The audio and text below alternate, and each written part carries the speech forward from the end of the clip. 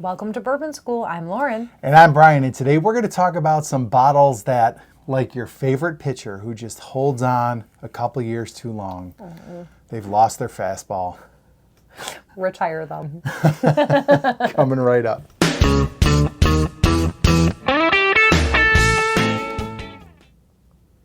Okay, so today we're going to take a stroll down memory lane. Yes. We're going to revisit some bottles that maybe we've changed our minds on a little bit.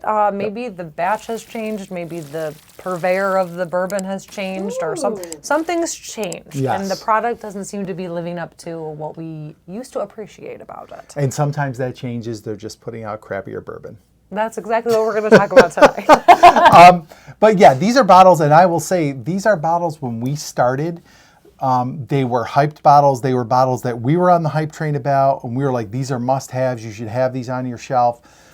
And honest to God, they have deteriorated to a point where maybe there's a couple here I won't buy anymore, and there's a couple that that we're just not really enthused about anymore. Okay, and there's one that I think I'm going to defend. Okay. A little bit. Lauren's got one she's going to die on the hill for. I'll die on the hill. Okay. So let's start with number one. The first one, and I think this is the most obvious one because I don't think we are on an island when we talk about this one. No. Elijah Craig Barrel Proof. Right. So we did all the A1734 B C. And I'm just making up numbers at this point because it got confusing a little bit. We really liked some of them. We really did not like others. Yes. And there was a little bit of chasing involved in some of them. Like, I don't know. They just kind of went downhill as far as quality goes. I think we particularly there's two things that happen with the ECBPs for us. We miss the best batches. Like the batches in like the 19 and 20 batches, people talk about being legendary. We never got those. And I also think that when we started, our first batch was the A123.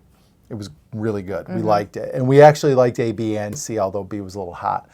But then the 24 batches were so much worse, especially the A124. I just went to a store yesterday. I was just telling you this off camera. I went to a store yesterday up in Buffalo, and they probably had 60 bottles of the A124 on the shelf, like just sitting. And that is unheard everyone knows. of.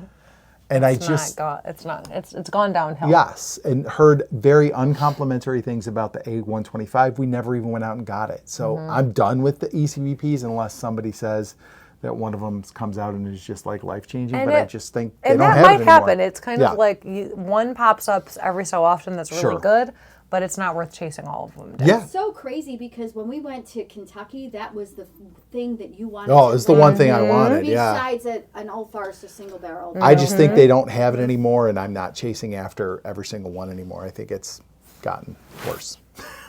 All right, so our next one. Number 2 is Old Forester single barrel strength. This breaks my heart. And I mean, I feel like Old Forester, more Four Roses than Old Forester for us, but it's kind of fallen from grace a little bit. Yeah. I find them, so there's two things happening. First, they used to be, a store would get a pick and they'd be gone. Another store I went to yesterday had cases and cases and cases sitting. Crazy. I mean, and I guess there are two things probably happening, which is that word of mouth is getting out there that it's just not as good of a product. Yeah. But it's also like, I don't know, do people who talk about it have that much influence, you think, and they can get people to like not purchase? Like when you hear something's really good, you're gonna go pick it up. Yeah, and I think from people we trust. Definitely. And I think you're right. Like people on WhiskeyTube have an influence over that, but I also think people just try it. And what's been happening, what I've noticed the trend with the Old Forester barrel strengths is they have become very, very hot and not much else. Like it is hot whiskey that is so hot that it totally overpowers the flavors. And I had some of the first of these blue labels and I still have a couple back here. But the first of the blue labels I had were amazing. Like banana, caramel, like Bananas Foster, and the heat was tempered. Now they just seem as super, super hot. And just kind of unfinished. Yeah, and there's no unrefined. Yeah, unrefined. Yeah. and just too over the top. And I'd much rather now buy the Black Label 100 proofers because I think they just give you more of a ride of, yeah, you get some heat, but you're getting all the flavors and it's not overridden by all that heat. Yeah, so for sure. Yeah, that one's hard to, because we've always loved Old Forester, but and that was I chased that one. That was my grail. Like I wanted a Blue Label so bad, and I ended up amassing a few of them, and I just don't think they're as good as they used to be. All right, tell us about the next one. All right, so my next one is Early Times Bottled in Bond.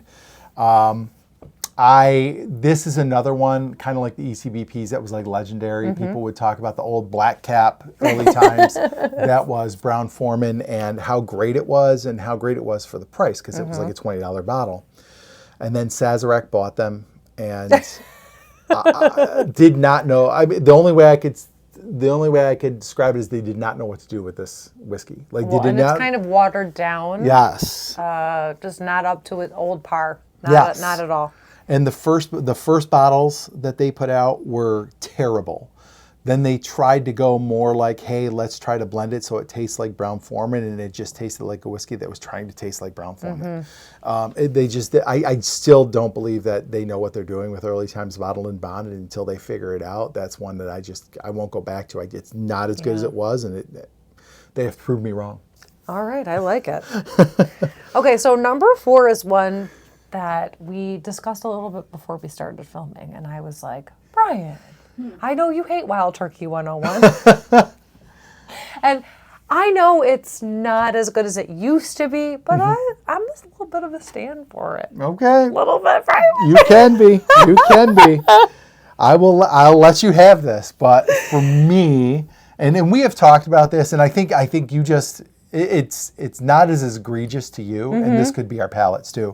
The change is not as egregious to Lauren as it has been to me. To me, this has become a bitter mess. Like whatever they did to Wild Turkey, they need to undo it. They took the fun out of the funk. Yeah. and it's only Wild Turkey. I still don't mind it. Yeah. That's fine. That's fine.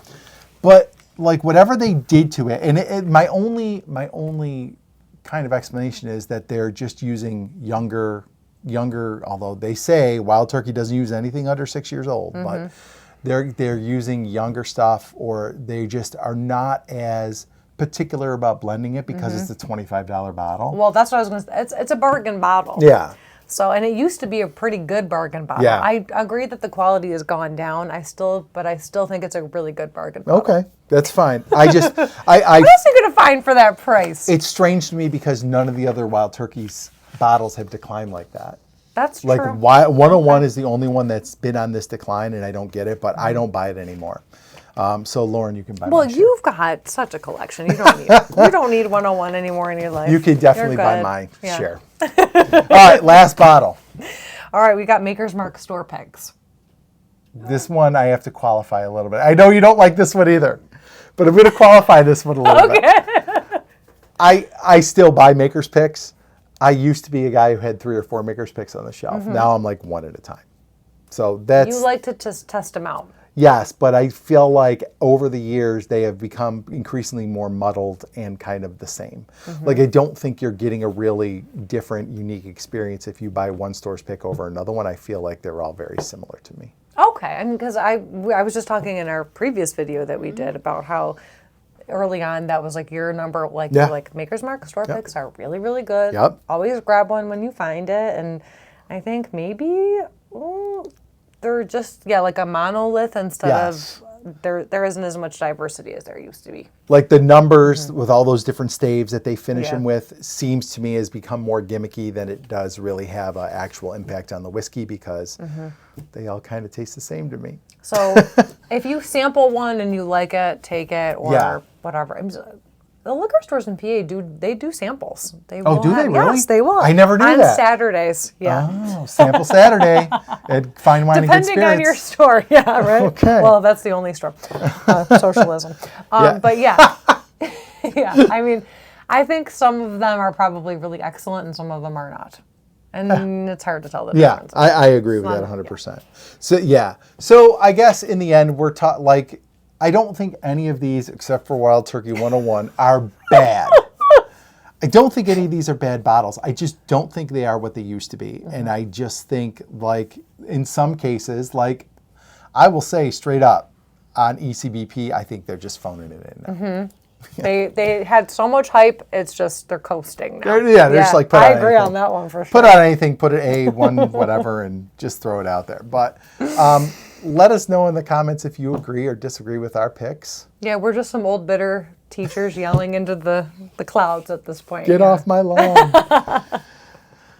All right, so if you liked our video, don't forget to like, subscribe, share, and ring the bell for notifications. So you never miss another episode of Bourbon School. Cheers. Cheers. Oh, wait, I don't have anything to drink. Well, do water. Do water. Water.